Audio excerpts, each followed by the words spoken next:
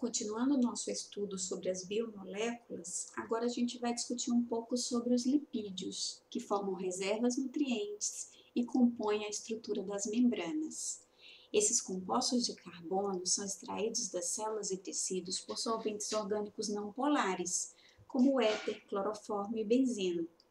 Em virtude de serem definidos por sua solubilidade nesses solventes, e por não ter uma estrutura química comum, os lipídios compreendem um conjunto de substâncias muito diversas.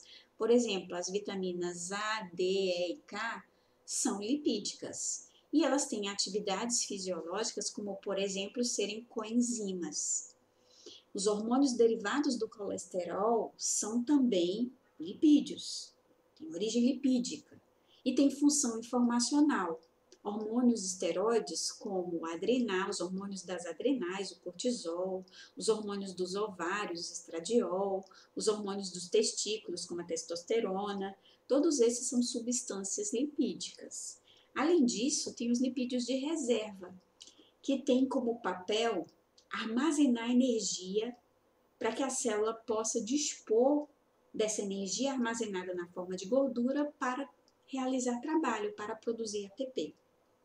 Então, os triglicerídeos, que contêm ácidos graxos saturados, são sólidos ou semissólidos à temperatura ambiente, e são chamados de gordura, são as fontes de energia mais ricas das células animais.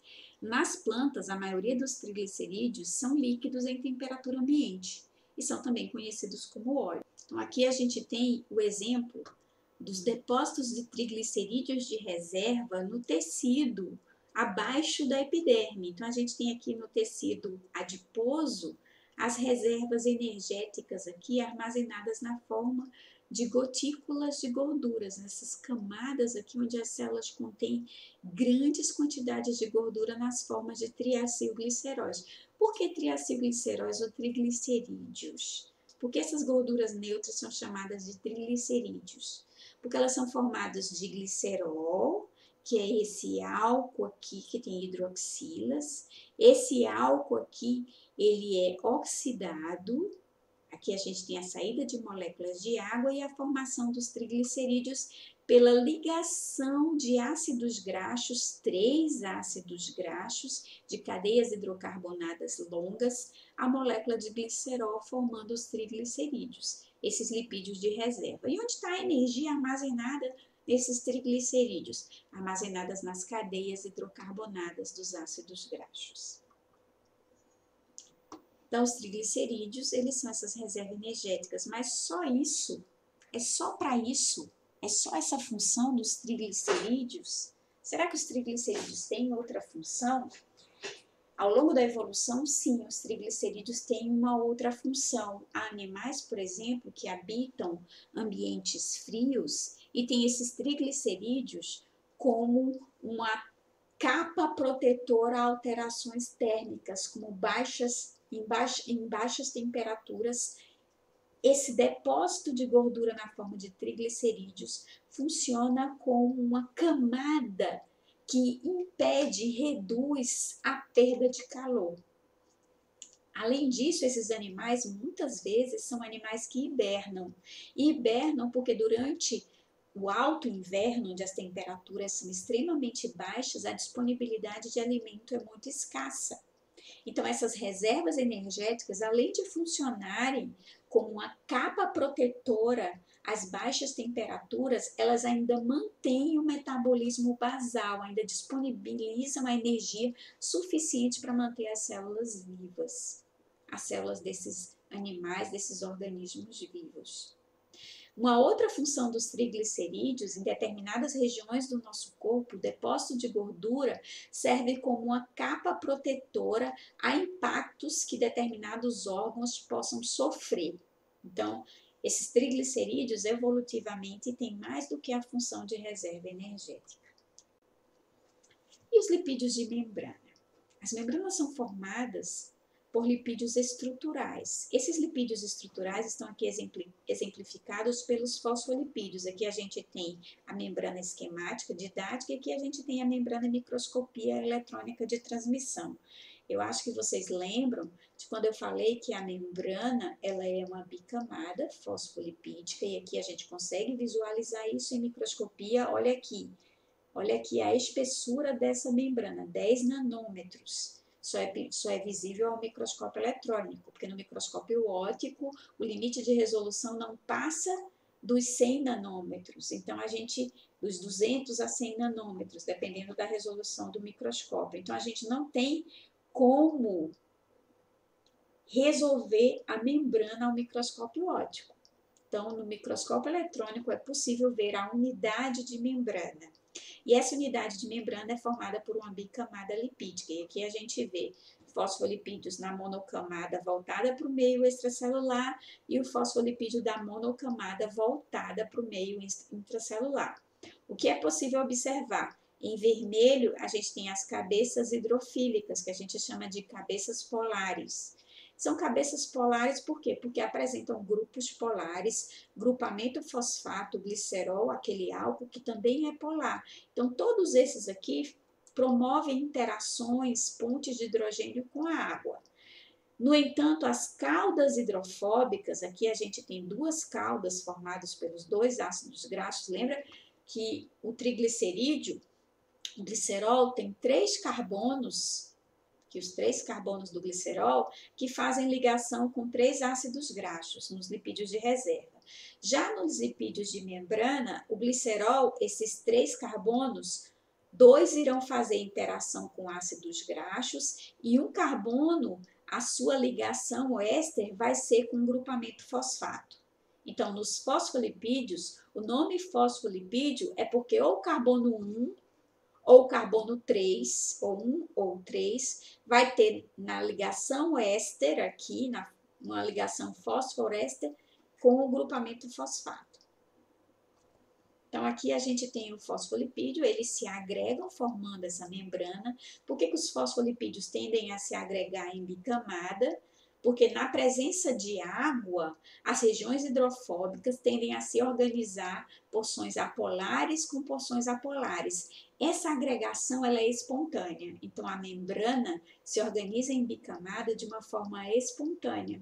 Então, esses fosfolipídios são compostos de 2 caudas hidrofóbicas de ácidos graxos unidos a uma cabeça hidrofílica polar. Então, as caudas são apolares e as cabeças são polares, ó, em contato com a água, que também é polar, com a água, que também é polar. Em um ambiente aquoso, as caudas hidrofóbicas dos fosfolipídios se compactam entre si, ou seja, se agregam e expulsam as moléculas de água. E assim formam essa bicamada, onde as cabeças hidrofílicas ficam voltadas tanto para o meio intracelular quanto para o meio extracelular. E aqui a gente tem exemplo desses fosfolipídios. Tem uma outra correçãozinha, um outro erro do livro aqui. A gente tem nesse carbono aqui, isso aqui são os ácidos graxos, esse aqui é um fosfolipídio de glicerol, um glicerol fosfolipídio, tá aqui o glicerol, tá aqui o carbono 3, tem um grupamento fosfato. No carbono 2 e no carbono 1 a gente tem 2 ácidos graxos. Aqui no carbono 2, esse ácido graxo, se a gente olhar aqui, ó, esse carbono aqui, se eu tiver 2 hidrogênios, mais essa ligação e mais 2 ligações aqui, ele deixa de ser tetravalente e fica pentavalente. Então, essa dupla ligação aqui, ou ela não existe, ou esse hidrogênio aqui, não existe esse hidrogênio a mais, é só um hidrogênio, não são 2. O que daria a esse ácido graxo uma insaturação, e isso acontece. Então, aqui pode ser que não tenha esse hidrogênio aqui, seja só um hidrogênio e não 2. E aí eu vou ficar com a tetravalência, porque vai ficar um hidrogênio, carbono-carbono e uma dupla ligação aqui, causando essa insaturação que causa uma dobrazinha na molécula, que na aula de membranas a gente vai ver o quanto isso é importante para a fluidez da membrana. Então, isso aqui é um fosfolipídio. Aqui tem um grupamento radical, que aqui a gente pode ter a inclusão de uma serina, de uma colina, de uma etanolamina, que são grupamentos polares. Um aminoácido serina é extremamente polar. Um aminoácido treonina, fosfatidiltreonina, também vai conferir polaridade, ou seja, hidrofilia, afinidade por água para essas cabeças hidrofílicas. No entanto, aqui nas caudas de ácidos graxos, a gente tem a porção hidrofóbica do fosfolipídio. E a gente tem um outro tipo de fosfolipídio, que não é um glicerol-fosfolipídio, e sim um esfingolipídio. Ele é muito comum na bainha de mielina, são os esfingolipídios, eles vão formar a esfingomielina. E aqui a gente tem dois ácidos graxos, aqui o ácido graxo e o grupamento aqui, perdão, o ácido graxo, a colina, o grupamento fosfato e a esfingosina aqui. A esfingosina aqui, ele vai ser um álcool, esse álcool aqui, esfingosina, vai se ligar aqui a esse ácido graxo aqui, a essa cadeia que vai ser a cadeia hidrofóbica. Aqui a gente tem a cadeia hidrofóbica desse fosfolipídio de membrana, que tem uma ocorrência muito comum na bainha de mielina. Aqui a gente tem um lipídio de membrana, um glicolipídio. Ele também os três são anfipáticos, tem regiões polares e regiões apolares. Só que aqui é um glicolipídio. A região hidrofílica, o glicerol, tem como componente hidrofílico polar, aqui no carbono 1, a gente tem a ligação de um açúcar. Então, esse açúcar tem as hidroxilas, é extremamente polar, e esse lipídio aqui é um glicolipídio de membrana. Então, ele vai ter a função de ser lipídio polar, que favorece a interação com as moléculas de água, mas ele também vai participar, por exemplo, da formação do glicocálix, do reconhecimento celular. Além dos fosfolipídios, dos esfingolipídios, dos glicerolipídios, a gente tem, dos glicolipídios, a gente tem o colesterol como componente da membrana. Então, se a gente olhar aqui a molécula de colesterol, o colesterol é formado por esse estradiol aqui, esse anel aqui, esse conjunto de anéis aqui, esses 4 anéis, composto por 15 carbonos, por uma região que é polar, causado por essa hidroxila aqui, que é polar, e por uma região extremamente hidrofóbica. Então, aqui, essa porção aqui é mais hidrofóbica do colesterol. Então, esse colesterol, ele é uma molécula de lipídio que ocorre na membrana, mas ele é uma molécula também anfipática, porque ele tem essa hidroxila aqui que permite com que parte do colesterol fique exposto tanto na superfície intracelular quanto na superfície extracelular. E como a gente já havia discutido na aula passada, o colesterol é um precursor, ou seja, ele é uma molécula que vai dar origem a hormônios esteroides. Se a gente olhar aqui, ó, essa estrutura aqui do esteroide, esse anel esteroide aqui com os quatro anéis esteroides aqui, está presente no colesterol e nos seus derivados. Se a gente olhar aqui para a testosterona, a gente tem aqui. Se a gente olhar para o estrógeno, o estradiol, a gente encontra aqui, ó, esses 4 anéis que compõem os hormônios ou as moléculas esteroidais. O que a gente observa de diferente? Aqui no colesterol, a gente tem essa região hidrofóbica aqui, bem visível aqui, formada por esses grupamentos metila. Já quando a gente olha para aqui para a testosterona, esse grupamento aqui ramificado foi substituído por uma hidroxila, e essa hidroxila aqui no carbono 3 foi substituído aqui, houve uma isomerização, foi substituído por um grupamento aqui por um oxigênio.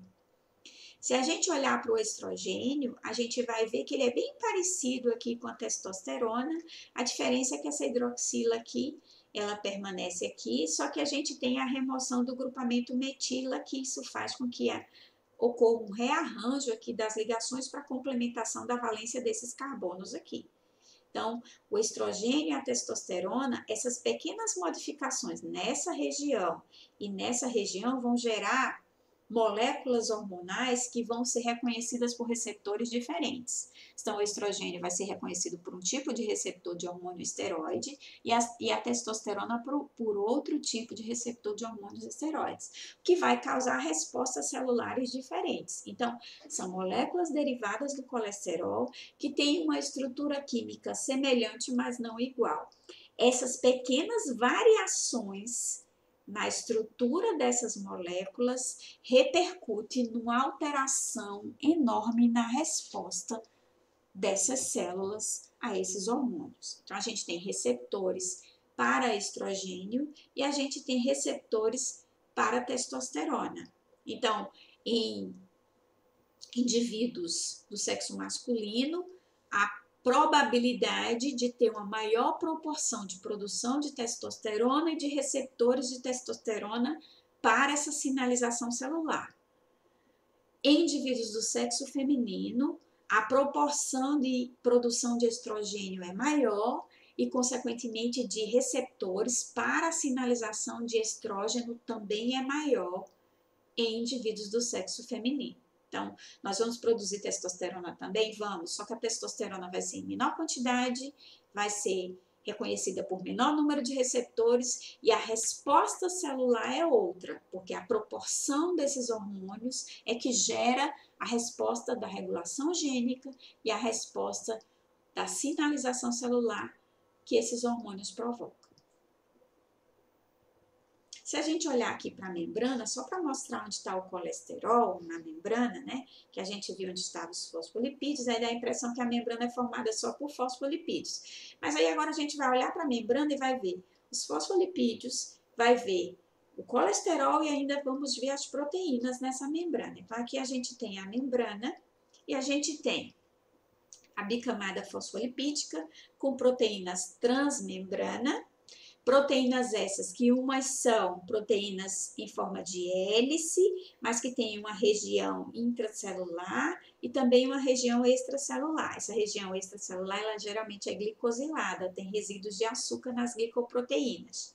A gente tem essas proteínas com porções hidrofílicas, dentro da bicamada lipídica em contato com as caudas hidrofóbicas dos fosfolipídios, porções hidrofóbicas, e do lado de fora da célula também porções hidrofílicas. Quando a gente olha aqui para o colesterol, a gente vê que o colesterol está com seus anéis esteroides mergulhados aqui dentro da bicamada lipídica, porque eles são hidrofóbicos, mas se a gente lembrar, as hidroxilas estão aqui junto com as cabeças polares. Então, eu vou ter colesterol nas duas monocamadas e as hidroxilas vão estar aqui próximo das cabeças polares dos fosfolipídios. Aqui a gente também pode olhar proteínas transmembranas que servem de ancoragem para a membrana, tanto no citoesqueleto, ancora ao citoesqueleto, quanto ancora no meio extracelular, componentes da matriz extracelular.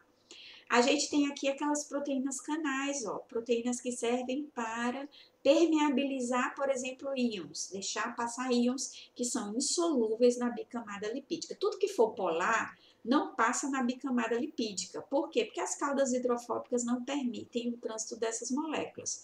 Para a passagem de algo que é hidrofílico, a gente tem esses canais ou proteínas carreadoras, proteínas que levam um soluto que seja insolúvel na bicamada lipídica de um lado da membrana para o outro.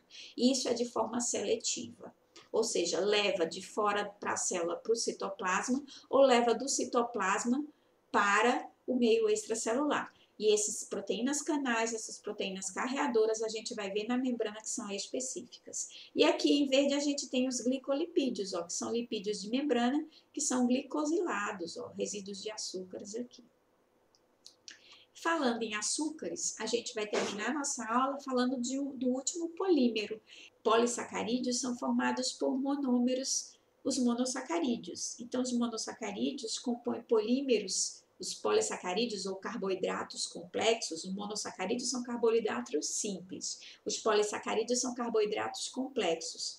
Esses carboidratos complexos, polissacarídeos, podem ser de reserva ou podem ser estruturais. A gente já falou na aula de polissacarídeos de reserva, como o amido, que é o polissacarídeo de reserva dos vegetais, e o glicogênio, que é o polissacarídeo de reserva dos animais e de fungos. E polissacarídeos estruturais, a gente falou da celulose, a gente falou da quitina, eu me lembro que a Érica falou da quitina, que é formada pelo monossacarídeo N-acetilglucosamina, a gente falou que o polissacarídeo estrutural é formado, a celulose é formada por glicose, unidades do monossacarídeo glicose, que também são componentes do polissacarídeo de reserva amido, dos polissacarídeos de reserva amido e glicogênio. A gente também tem polissacarídeos estruturais presentes na matriz extracelular, que são os glicosaminoglicanos ou GAGs. E além disso, a gente tem açúcares, monossacarídeos, oligosacarídeos, que se unem a proteínas e lipídios, formando as glicoproteínas, os proteoglicanos e os glicolipídios. Nesse exemplo da figura que a gente tem aqui embaixo, a gente tem a molécula do polissacarídeo de reserva, formado de unidades monossacarídicas monômeros, glicoses. Então, esse polissacarídeo, o glicogênio, ele é armazenado no fígado e no músculo e também no citoplasma de outras células, mas principalmente na célula hepática, como reserva de unidades de glicose para a nutrição e para a homeostase da glicose no nosso organismo, e no músculo para servir de nutriente para a demanda exacerbada desse tecido por ATP. Então, o glicogênio, ele é um polissacarídeo extremamente ramificado e essas ramificações permitem que eles possam ocupar espaços dentro da nossa célula, armazenando resíduos de glicose. E aqui a gente tem as funções principais desses polissacarídeos. Então, os amidos de reserva, aqui eu quis trazer os grãos, né? Então, os milhos, está na semana junina, e também o trigo. A gente tem os polissacarídeos estruturais, e aqui eu trouxe a celulose, aqui a gente colocou umas toras das árvores para mostrar a celulose que a gente sabe que dá sustentação à parede celular e permite com que essas árvores tenham sustentação para ter a estrutura e as dimensões que elas apresentam. E a gente tem um polissacarídeo também estrutural, que é a quitina, que está presente nos artrópodes, e aqui eu trouxe os crustáceos e os insetos, mas está presente também na parede celular, no exoesqueleto de artrópodes, de crustáceo, de insetos, mas também está presente na parede extracelular de fungos, sejam fungos miceliais, sejam leveduras. A gente tem a quitina como polissacarídeo estrutural. E aqui só para exemplificar essas diferenças, como é que a glicose associada, ligada por ligações glicídicas, forma um polissacarídeo de reserva, mas a mesma unidade monossacarídica, o mesmo monômero, pode formar um polissacarídeo estrutural tão robusto e tão resistente quanto a celulose. O que vai modificar é o arranjo com que esses monossacarídeos são ligados para formar a estrutura do amido, por ligações alfa-1,4, que são esse tipo de ligação aqui entre o carbono 1 do resíduo de glicose e o carbono 4, olha aqui, removendo, lembra a saída de água, tudo bem? Dessa hidroxila aqui, essa aqui, o carbono 1, ele perde o hidrogênio e o carbono 4 perde a hidroxila. E a saída desses formando água, que aqui ficou o oxigênio, ó, vai permitir a formação da ligação alfa-1,4. Então, o amido é a união de glicoses por essas ligações do tipo alfa-1,4. Já a celulose, essa ligação é do tipo, a ligação das unidades de glicose, vocês estão vendo que a posição da ligação ficou invertida. Essa ligação é do tipo ligação glicídica beta-1,4. Olha só aqui, carbono 1 desse resíduo com o carbono 4 do segundo resíduo unido por ligações beta-1,4. E essas ligações, elas vão sofrendo uma rotação na molécula do glicogênio, enquanto todas as ligações no amido são ligações do tipo alfa-1,4, no glicogênio são ligações do tipo beta-1,4.